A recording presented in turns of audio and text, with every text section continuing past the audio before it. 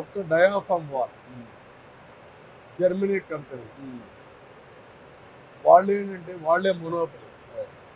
ఇది ఎక్కడికి పోవాలా? భూమిలో 300 అడుగులు కిందికి వెళ్ళి కాంక్రీట్ వాల్ కట్టుకుంటూ రావాలి, పైకి రావాలి. అలాంటిది 2 సీజన్లో పూర్తి చేశా.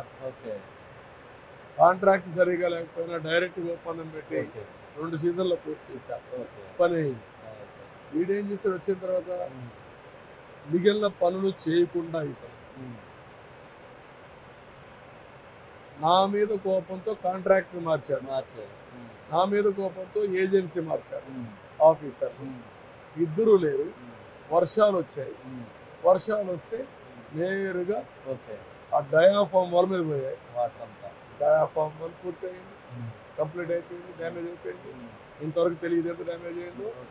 కాఫర్ డ్యామ్ ఉంది. 2 కాఫర్ డ్యాములు ఎందుకు కడతా ఉంటే నీరు రానియకుండా ప్రొటెక్షన్. అది ఎర్త్ డ్యామ్ ఉంటుంది, మెయిన్ డ్యామ్. మెయిన్ డ్యామ్ కి సపోర్టింగ్ గా ఈ కన్స్ట్రక్షన్ జరిగేటప్పుడు కాఫర్ డ్యామ్లు ఉంటాయి. 2 గంటలు 2 కాఫర్ డ్యాముల్ని ఏమాత్రం పట్టించుకోకుండా పోయేకొందికి 2 కాఫర్ డ్యాములకి మధ్యలోకి నీళ్లు వచ్చేసి అక్కడ కూడా దెబ్బతీసేస్తుంది. మొత్తం కోసకపోయింది. ఇది కోసపోయింది కాఫర్ డ్యాము, ఇది పోయింది. మళ్ళీ వీడియోగా ఎర్త్ కమ్ ఇది కట్టాడు, డ్యామ్ కట్టాడు. అక్కడ రాక్ డ్యామ్, రాక్ ఇది ఉంటుంది. దాంట్లో కట్టడంలో లోపభూయిష్టంగా చేసి కుంగిపోయింది. మొత్తం ఇప్పుడైతే పోలవరం మొత్తం అన్ని రకాలుగా నాశనం చేసి ఇష్టానుసారంగా మాట్లాడు అసెంబ్లీ.